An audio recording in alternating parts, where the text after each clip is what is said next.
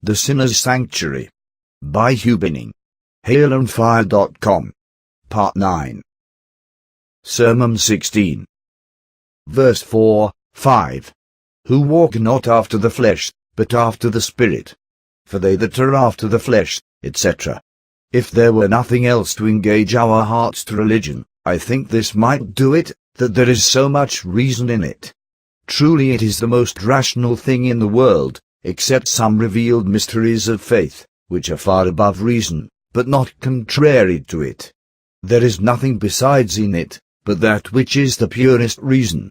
Even that part of it which is most difficult to man, that which concerns the moderating of his lusts and affections, and the regulating his walk and carriage. There is nothing that Christianity requires in these matters, but that which may be persuaded by most convincing reasons to be the most suitable and comely for man, as man. You may take it in the subject in hand. There is nothing sounds harsher to men, and seems harder in religion, than such a victory over the flesh, such an abstractedness from sensual and earthly things.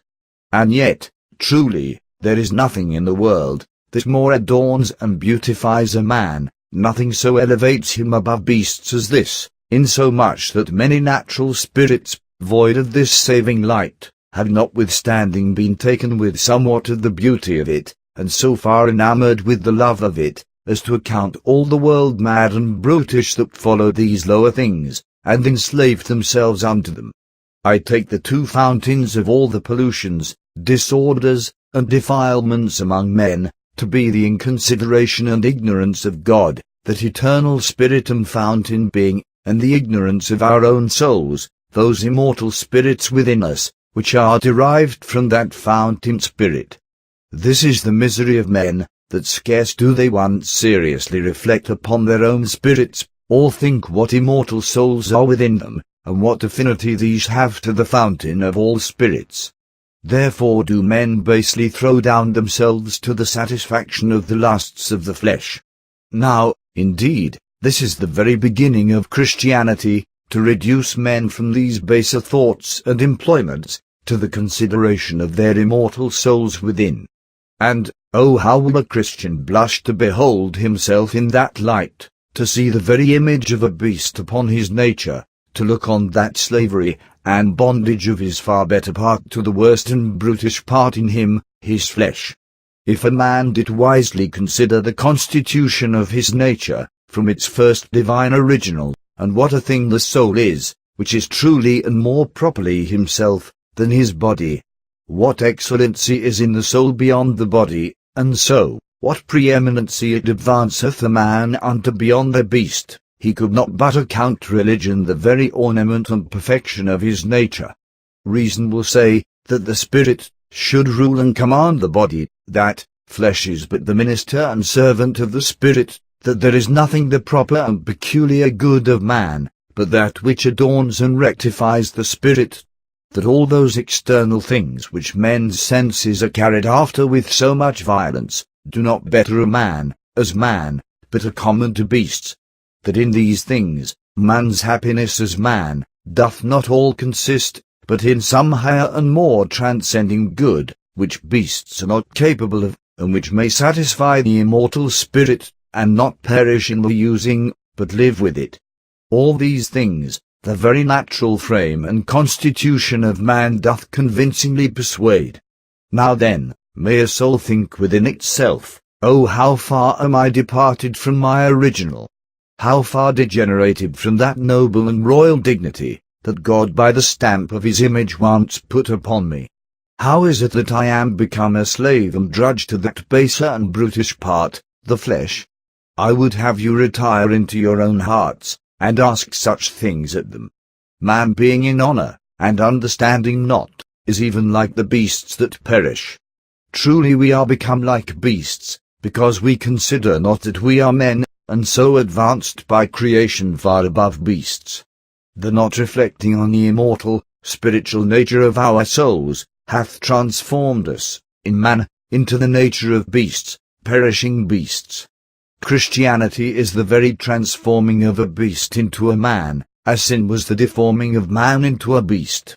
This is the proper effect of Christianity, to restore humanity, to elevate it, and purify it from all those defilements and corruptions that were engrossed and incorporated into it, by the state of subjection to the flesh.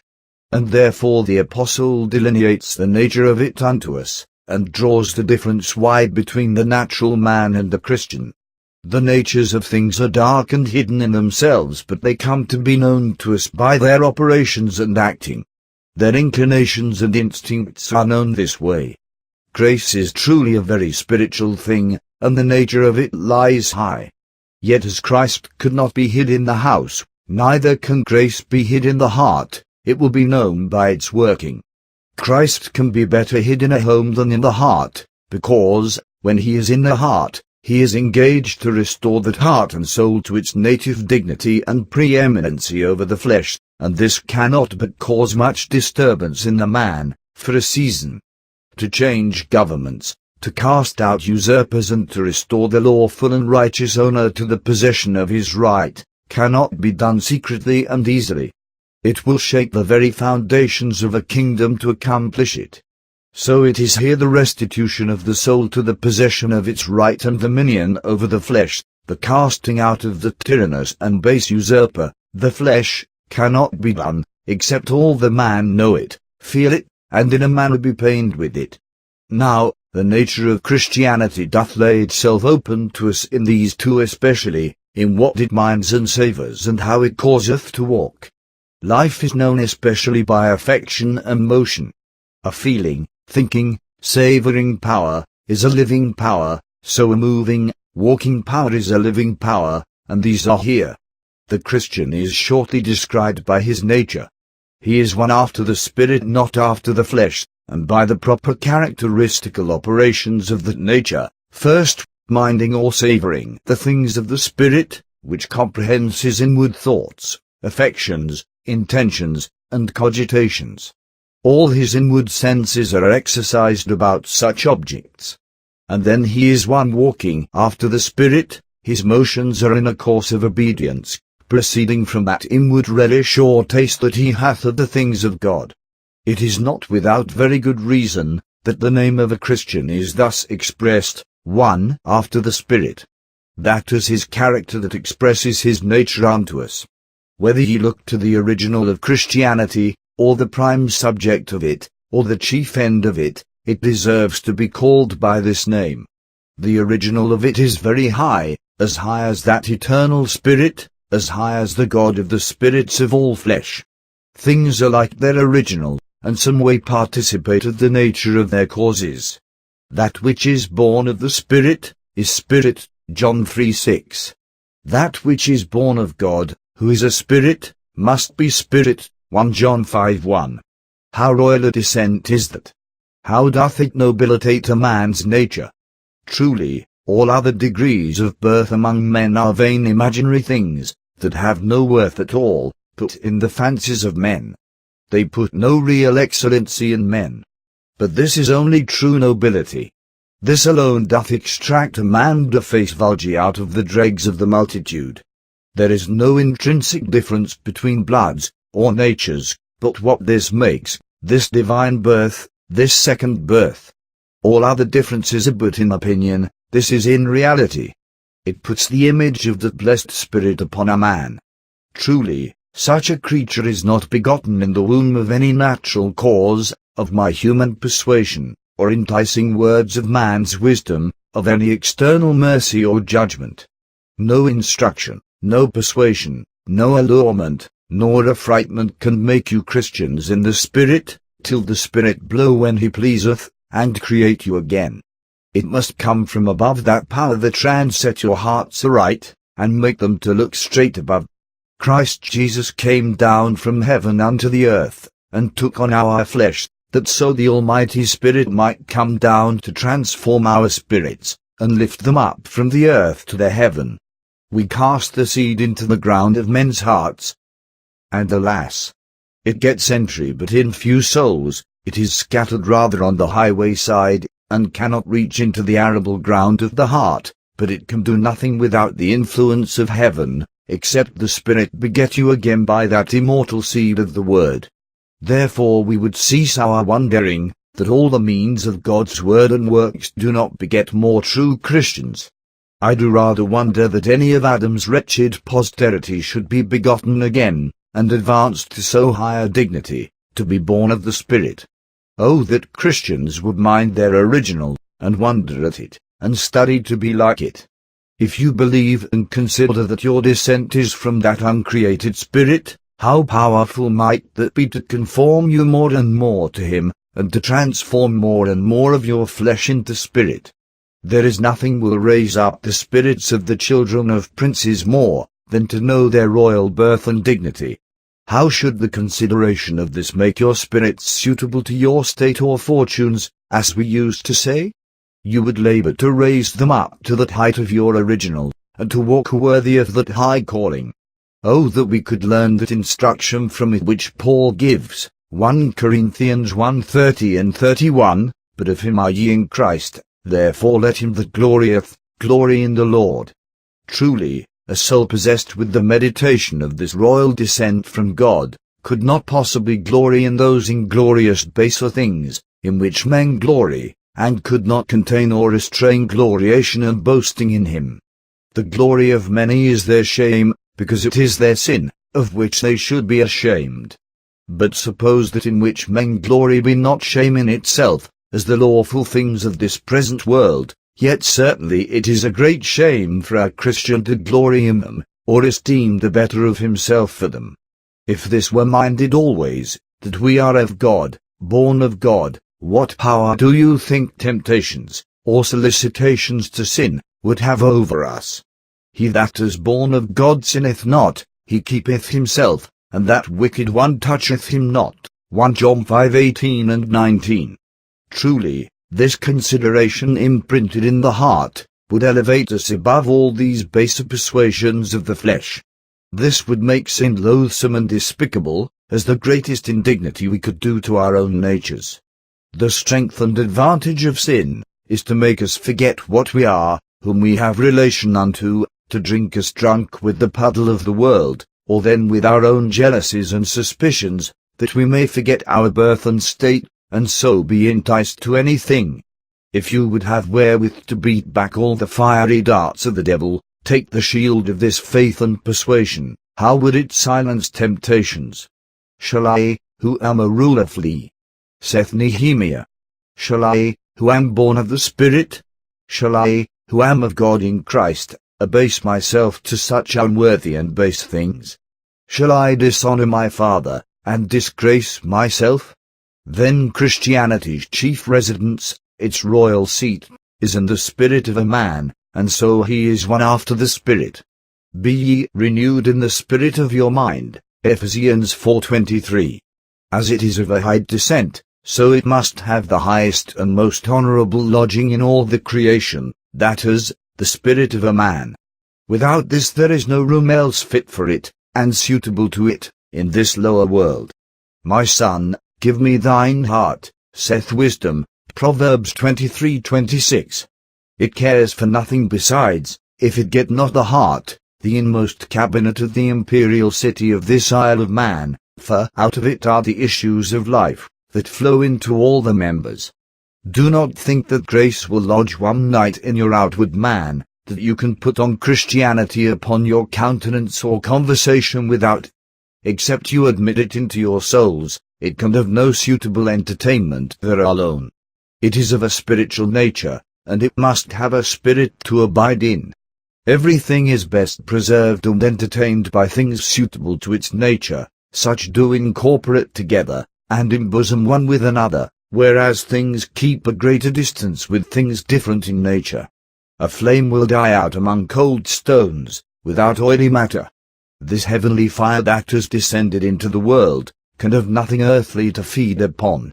It must die out, except it get into the immortal spirit, and then furnish, so to speak, perpetual nourishment to it, till at length all the spirit be set on flame, and changed, as it were, into the heavenly substance, to mount up above, from whence it came. Do not think, my beloved, to superinduce true religion upon your outside, and within to be as rotten sepulchres. You must either open your hearts to Christ, or else he will not abide with you.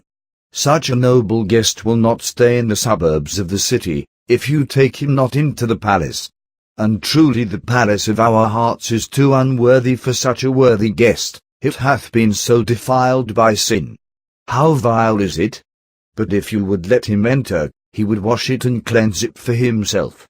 Will you note then the character of a Christian? He is one much within. He hath retired into his own spirit, to know how it goes with it.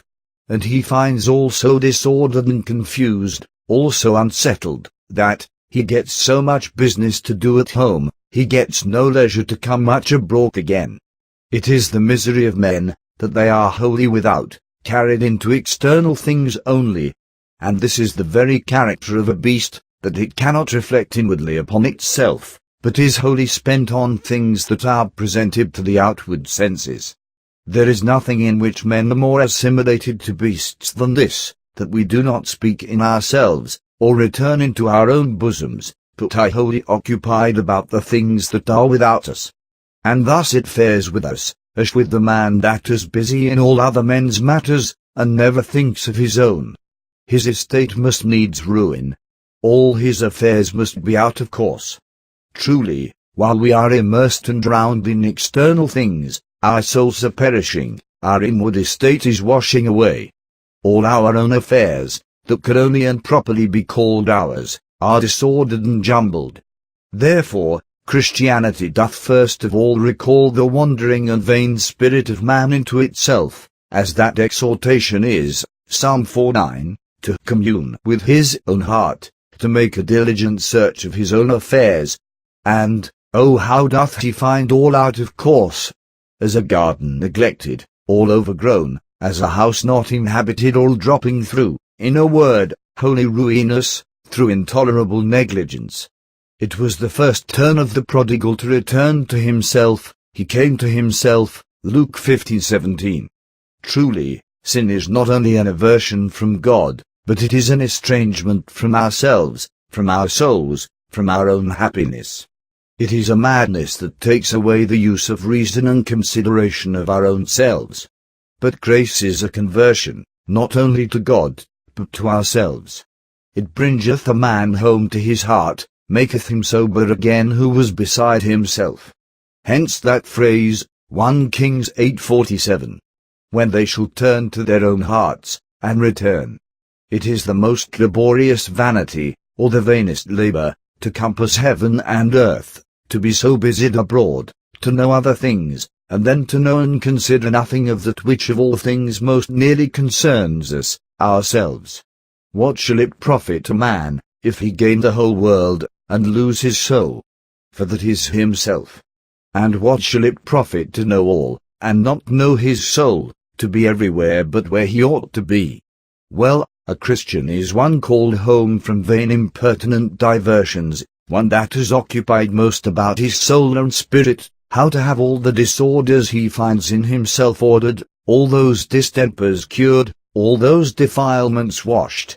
This is the business he is about in this world, to wash his heart from wickedness. Jeremiah 4:14, to cleanse even vain thoughts, and shut up, from that ordinary repair, his own heart. He is about the enclosing it to be a garden to the well-beloved, to bring forth sweet fruits. He is about the renewing of it, the adorning it with the new man, against the day of our bridegroom's appearing, and bringing him up to celebrate the marriage. Though he be in the flesh, yet he is most taken up with his spirit, how to have it restored to the primitive beauty and excellency, the image of God in it. How to be clothed with humility, and to put on the ornament of a meek and quiet spirit, that he accounts his beauty. How to rule his own spirit, that he accounts only true fortitude, and thinks it a greater vassalage and victory to overcome himself than his enemy, and esteems it the noblest revenge, not to be like to other men that wrong him. He is occupied about the highest gain and advantage, viz., to save his spirit and soul, and accounts all loss to this, to bring Jesus Christ into the heart. That is the jewel he digs for, and esteems all dung in comparison of it. If you be Christians after the Spirit, no doubt you are busied this way about your spirits. For others, they are busied about the flesh, to make provision for its lusts, and there needs no other mark to know them by. Alas! Poor souls, to this you have never yet adverted, that you have spirits, immortal beings within you, which must survive this dust, this corruptible flesh. What will ye do, when you cannot have flesh to care for, when your spirits can have nothing to be carried forth into, but must eternally dwell within the bosom of an evil conscience, and be tormented with that worm, the bitter remembrance of the neglect of your spirits, and utter estrangement from them, while you were in the body? Then you must be confined within your own evil consciences, and be imprisoned there forever, because, while yet there was time and season, you were always abroad, and everywhere, but within your own hearts and consciences, and is not that a just recompense? Then again, as Christianity descends from the Father of spirits, into the spirit of a man, to lodge there for a while, it doth at length bring up the spirit of a man, and unites it to that eternal spirit. And so, as the original was high and divine, the end is high too. It issues out of that fountain, and returns with the heart of man, to embosom itself in that again. And truly, this is the great excellency of true religion above all those things you are busied about, that it elevates the spirit of a man to God, that it will never rest till it have carried it above to the fountain spirit. Our spirits are sparks and chips, to speak so with reverence, of that divine being, but now they are wholly immersed and sunk into the flesh, and into the earth by sin, till grace come down and renew them, and extract them out of the dunghill, and purify them. And then they are, as in a state of violence, always striving to mount upwards, till they be embodied, or rather inspirited, so to speak, in that original spirit, till they be wholly united to their own element, the divine nature. You know Christ's prayer, John 17, that they may be one, as we are one, I in them, and thou in me, that they may be made perfect in one, verse 22 and 23. Then spirits have attained their perfection, then will they rest from their labors, when they are one with him. This is the only center of spirits, in which they can rest immovable. You find all the desires and affections of the saints are as so many breathings upward, pantings after union with him, and longings to be intimately present with the Lord.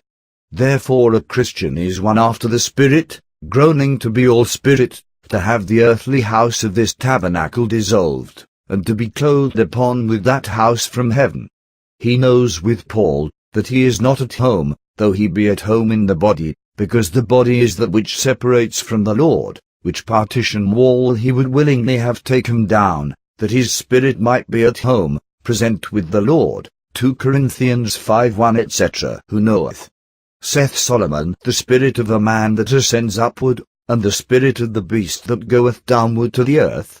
Ecclesiastes 3:21. Truly, the natural motion of man's spirit should be to ascend upward to God who gave it. When this frail and broken vessel of the body is dissolved into the elements, the higher and purer nature that lodged within it should fly upwards to heaven, even as the spirit of the beasts, being but the prime and finer part of the body, not different in nature from the earth, naturally falls down to the earth with the body, and is dissolved into the elements. But I think, the consideration of that woeful disorder, that sin hath brought into the world, that all things in man are so degenerated and become brutish, both his affections and his conversation, that carnal and sensual lusts have the whole dominion over men. I say, the serious and earnest view of this might make a man suspect and call in question, whether or not there be any difference between men and beasts, whether or not there may be any spirit in the one of a higher nature than in the other. Truly, it would half persuade, that there is no immortal spirit in man, else how could he be such a beast all his time, serving diverse lusts? Can it be possible, might one think, that there is any spirit in men, that can ascend to heaven, when there is no motion thither to be observed among men? I beseech you, consider this, the spirit must either ascend or descend when it goes out of the body, as now in affection and endeavor it ascends or descends while it is in the body. There is an indispensable connection between these. Whatsoever the spirit aims at, which way soever it turns and directs its flight, thither it shall be constrained to go eternally. Do you think, my beloved, while you are in the body, to bow down yourselves to the earth, to descend into the service of the flesh all your time, never once seriously to rise up in the consideration of eternity, or lift up your heads above temporal and earthly things, and yet in the close to ascend unto heaven? No, no. Do not deceive yourselves. You must go forward. This life and eternity make one straight line, either of ascent or descent, of happiness or misery, and since you have bowed down always, while in the body, there is no rising up after it. Forward you must go, and that is downward to the firmament, into which you transformed your spirits, that is, the earth, or below the earth to hell. Your spirits have most affinity with these, and down they must go, as a stone to the earth. But if you would desire to have your spirits ascending up to heaven, when they are let out of this prison, the body, take heed which way they turn. Bend and strive while here in the body. If your strugglings be to be upward to God, if you have discovered that blessedness which is in him, and if this be the predominant of your spirit, that carries it upwards in desires and endeavour, and turns it off the base study of satisfying the flesh and the base love of the world, if thy soul be mounting aloft on these wings of holy desires of a better life than can be found in anything below, certainly the motion of thy spirit will be in a straight line upward. When thou leavest thy dust to the earth, angels wait to carry that spirit to that bosom of Christ where it longed and liked most to be. But devils do attend the souls of most part of men, to thrust them down below the earth, because they did still bend down to the earth. Sermon 17. Verse 5, For they that are after the flesh do mind the things of the flesh, etc. Though sin hath taken up the principal and inmost cabinet of the heart of man, though it hath fixed its imperial throne in the spirit of man, and makes use of all the powers and faculties in the soul to accomplish its accursed desires and fulfill its boundless lusts, yet it is not without good reason expressed in Scripture, ordinarily under the name of flesh, and that body of death, and men dead in sins, are said to be yet in the flesh. The reason is, partly because this was the rise of man's first ruin, or the chiefest ingredient in his first sin, his hearkening to the suggestions of his flesh against the clear light and knowledge of his spirit. The apple was beautiful to look on and sweet to the taste, and this engaged man. Thus the voluntary debasement and subjection of the spirit which was breathed in of God unto the service of the dust which God had appointed to serve it hath turned into a necessary slavery, so that the flesh being put in the throne cannot be cast out. And this is the righteous judgment of God upon man, that he that would not serve so good and so high a Lord, should be made a drudge and slave to the very dregs of the creation. Partly again, because the flesh hath in it the seeds of the most part of these evil fruits, which abound in the world. The most part of our corruptions have either their rise or their increase from the flesh. The most part of the evils of men are either conceived in the flesh or brought forth by it, by the ministry and help of our degenerate spirits. And truly this is it that makes our returning to God so hard and difficult to work, because we are in the flesh, which is like stubble, disposed to conceive flame upon any sparkle of a temptation. There are so many dispositions and inclinations in the body since our fall, that are as powerful to carry us to excess and inordinateness in affection or conversation, as the natural instincts of beasts to drive them on to their own proper operations. You know the flesh is oftentimes the greatest impediment that the spirit hath, because of its lumpishness and earthly quality. How willing would the spirit be, how nimble and active in the ways of obedience, if it were not retarded, dulled, and clogged with the heavy lump of our flesh. The spirit indeed is willing, but the flesh is weak, saith Christ, Matthew 26:41. Truly I think the great remissness, negligence, weakness, fainting of Christians, in their race of Christianity, arise ordinarily from this weight that is carried about with them, that it must be some extraordinary impulse of a higher spirit to drive us on without wearying. And because of this indisposition of the flesh, we are not able to bear much of God's presence in this life. It would certainly confound mortality, if so much were let out of it as is in heaven. No more than a week I can endure to behold the sun in its brightness. And then the flesh, as it is the greatest retardment in good, it is the greatest incitement to evil, it is a bosom enemy, that betrays us to Satan, it is near us and connatural to us. And this is the great advantage Satan hath of a Christian, he hath a friend within every Christian, that betrays him often. You know the most part of temptations from without could have no such force or strength against us if there were not some predisposition in the flesh, some seeds of that evil within, if they were not presented to some suitableness to our senses, and they being once engaged on Satan's side, they easily draw the whole man with them, under a false colour and pretence of friendship. Therefore they are said to war against the soul, 1 Peter 2:11, and they are said easily to beset us, Hebrews 12:1. Truly it is no wonder that the enemies storm our city, when the outworks, yea, the very ports of the city, are possessed by traitors. No wonder Satan approach near the walls with his temptations, when our senses, our fleshly part, are so apt to receive him, and ready to entertain all objects without difference, that are suitable to affect them. You see then how much power the flesh hath in man, so that it is no wonder that every natural man hath this denomination, one after the flesh, one carnal from the predominating part, though the worst part. Every man by nature till a higher birth come may be called all flesh, all fashioned and composed of the flesh, and after the flesh, even his spirit and mind being fleshly and earthly, sunk into the flesh, and transformed into a brutish quality or nature. Now the great purpose of the gospel is, to bring along a deliverer unto your spirits, for the releasing and unfettering of them from the chains of fleshly lusts. This is the very work of Christianity, to give liberty to the captive souls of men, and the opening of the prison to them that are bound, Isaiah 61:1. The souls of men are chained with their own fleshly lusts, and if at any time they can break these grosser chains, as some finer spirits have escaped out of the vilest dungeon of the flesh, and cast off these heavier chains that bind the most part of men, yet wholly escape they cannot. There be higher and lower rooms of this prison, there are some more gross, some more subtle cords and bands of the flesh, and whatsoever it be that holds a man bound, or in whatsoever house he be imprisoned, it is not much matter, since really he is bound, and his liberty restrained.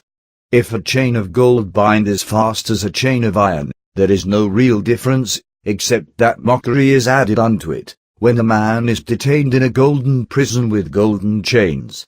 Though some men, I say, escape the grosser pollutions of the flesh, yet they are fettered within some narrow, scant, and but imaginary good things, they cannot go without the compass of those. Every man is confined by nature within the circle of his own narrow bosom, or if he expatiate into the field of the world, yet how narrow, how limited are all created objects, for the infinite desires of the soul, whether it tend to the enjoyment of other creatures, or to the possession of some imaginary excellency in a man's self. How straitened are they! How imprisoned in all that compass! There is no true liberty can be found there. Though some may be disengaged from baser lusts and the common vain employments of men, yet far they cannot go, they do but engage more with themselves the love and estimation of themselves. Without that compass they cannot possibly go, whether from another principle, or to another end. And, oh how little bounds is within any created breast for the immortal spirit, that is so vast and expatiating in its desires to dwell in. But here is the perfect redemption that is in Jesus Christ.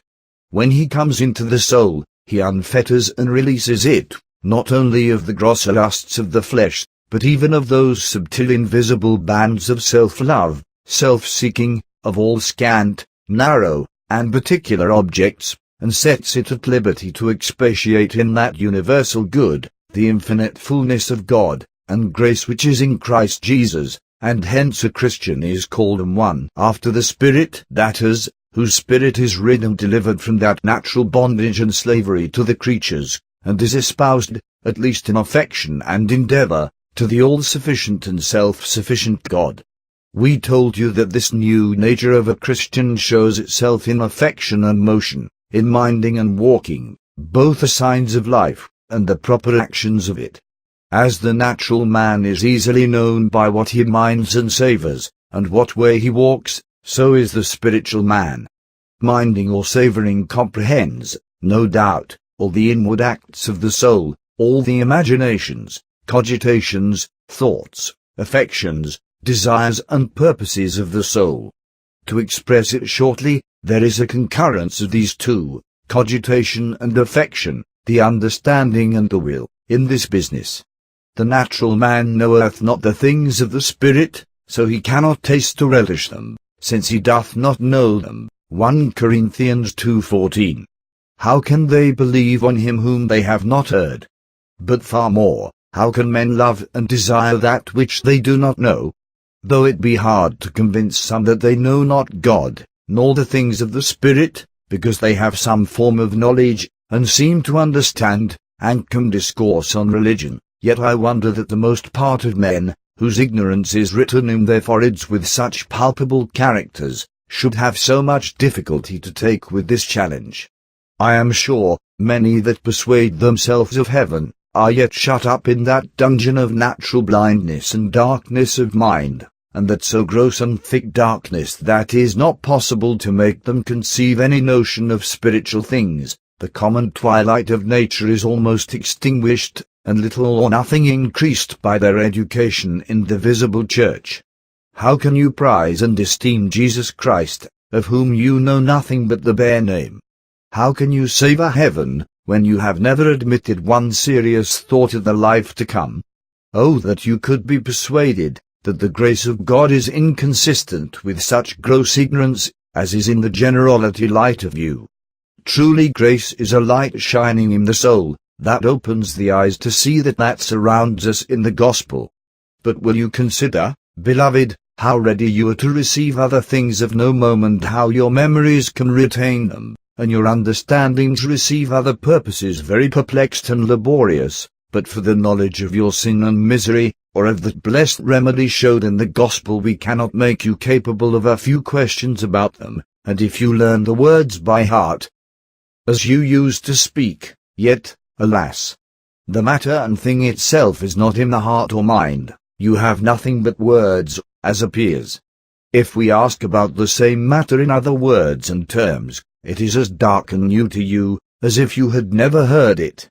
I beseech you consider, if you do not then mind the things of the flesh most, when you are not only most capable to know these things that concern this life, but most ready to entertain such thoughts.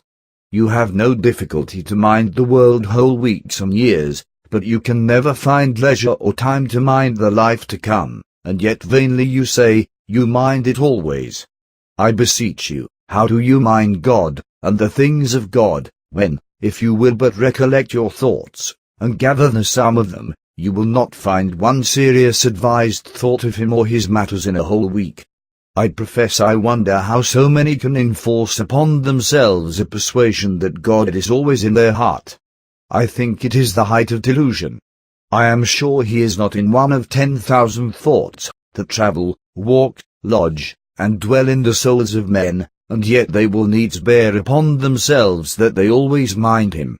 I am sure most of you cannot say, that ever you shut the doors of your hearts upon other vain objects, that you might retire to secret meditation on God, or conference with him, and I am as sure, that many men have God oftener in their mouths, by oaths and blasphemies, and irreverent speaking, and taking his holy name in vain, than in their minds, prayers or praises, or any holy meditations of him. Are you not as unwilling to fix your minds upon any sad solemn thoughts of God's justice, of hell, of heaven, of sin or misery, of death, as boys, whose heads are full of play, are loath to go to their books? Doth not your practice in this speak with these wicked men, who say, Job 21:14, Depart from us, we desire not the knowledge of thy ways. How constrained are all your thoughts of religion! They are entertained as those whom you would not desire to come again.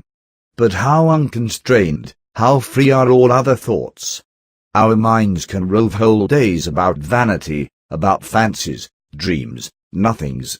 But you neither like to admit nor retain the knowledge of God in your mind. Romans 1:28. Do you not entertain any serious weighty thoughts of religion, that by occasion may enter as firebrands, as hot coals in your bosom? How glad are you to get any diversion to other things? How willing to shun them, or cast them out?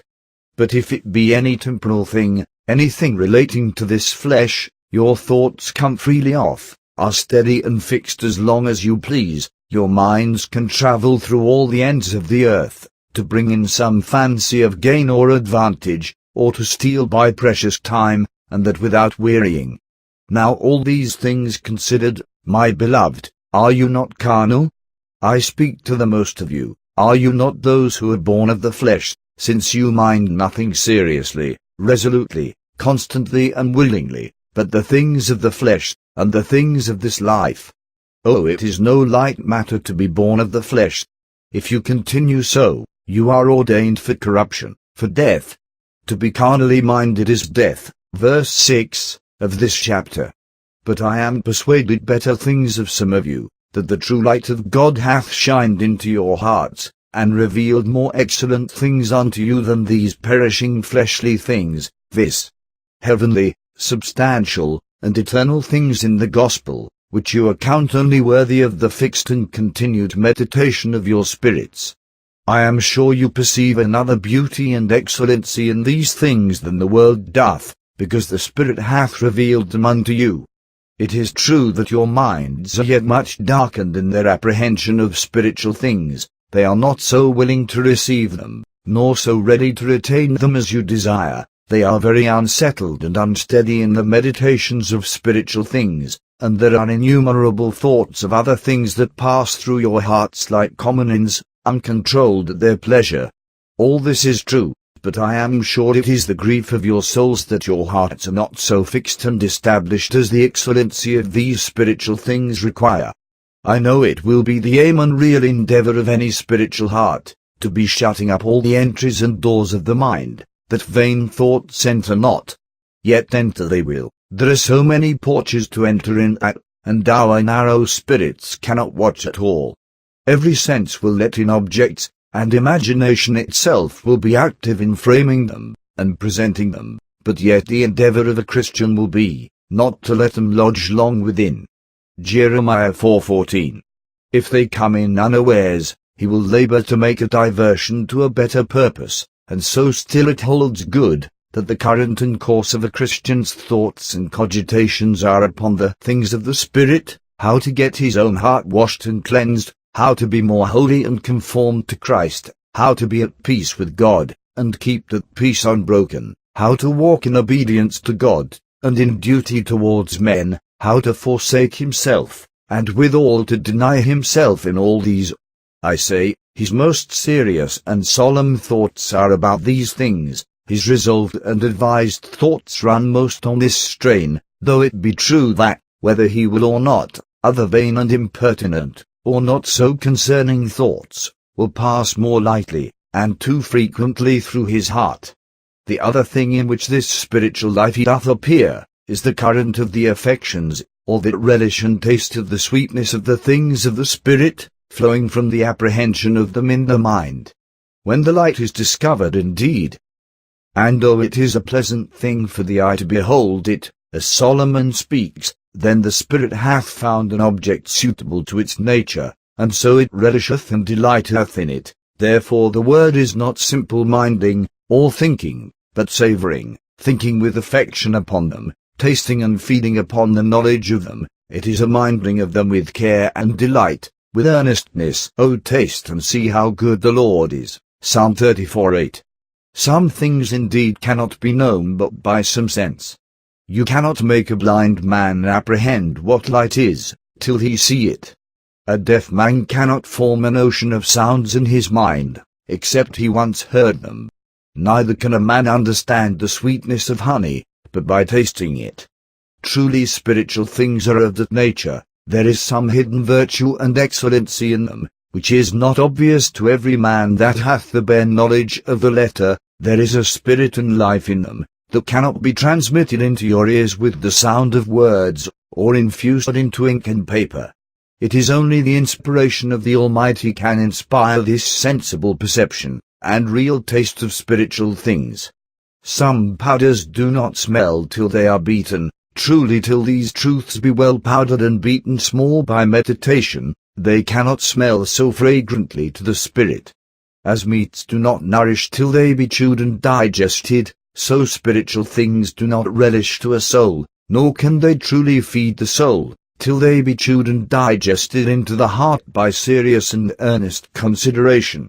This is that which makes these same truths to be some way not the same, these very principles of religion received and confessed by all, to be lively in one, and dead in another. It is the living consideration of living truth, the application of truth to the heart, that makes it lively in one, whereas others keep it only beside them in a corner of their minds, or in a book, in the corner of the house. The same meat is laid to you all, the most part look on it, others contemplate it, and exercise only their understandings about it, but there are some who taste it, and find sweetness in it, who digest it by meditation and solemn avocation of their hearts from the things of the world, and therefore some are fed, some are starved. Need we to enlarge much upon this subject? Is it not too palpable that many who fill up our churches are in the flesh, because they do mind and savour only the things of the flesh, and not of the Spirit? Will you seriously search your hearts, ask what relishes most with them? Can you say that it is the kingdom of God or the righteousness thereof? Or is it not rather those other things of food and raiment, and such like, that have no extent beyond this narrow span of time? I am persuaded the hearts of many taste no sweetness in religion, else they would fix more upon it, and pursue it more earnestly. Are not the things of another world, the great things of the gospel, counted all strange things? Hosea 8:12, as things that you have not much to do with? Do you not let the officers of Jesus Christ, all the sweet invitations of the gospel, pass by as strangers, and as if ye were unconcerned in them? What taste have they more than the white of an egg? How unsavoury a discourse or thought to a carnal heart is it, to speak of subduing the lusts of the flesh, of dying to the world to come, who find their hearts inwardly stirred upon the proposal of Jesus Christ? But if any matter of petty gain were proffered, oh, how would men listen with both their ears? How beautiful in the eyes of the covetous mind is any gain and advantage! The sound of money is sweeter to him than this blessed sound of peace and salvation. How sweet is pleasure to the voluptuous! What suitableness and conveniency is apprehended in these perishing things! But how little moment or weight is conceived and believed to be in things eternal! Oh, how substantial do things visible seem to men, and how trifling do other things invisible appear! But for you whose eyes are opened, to you Christ is precious. To you the things of the Spirit are beautiful, and all your grief is, that you cannot affect them according to their worth, or love them according to their beauty. I say, some there are who do see a substance and subsistence only in things not seen.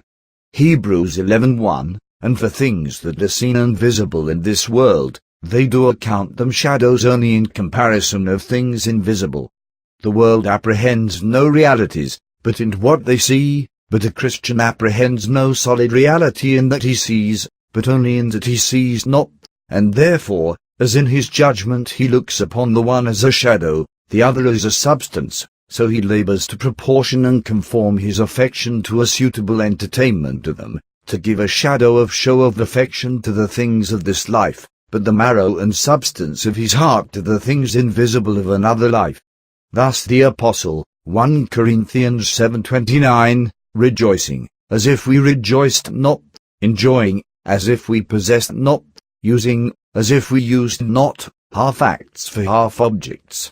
If we give our whole spirits, the strength of our souls and minds to them, we are as foolish as he that strikes with all his strength at the air, or a feather. There is no solidity or reality in these things, able to bottom much estimation or affection, only mind them and use them as in the by, as in passing through towards your country. End of Part 9. Copyright 2008. Hail on Fire.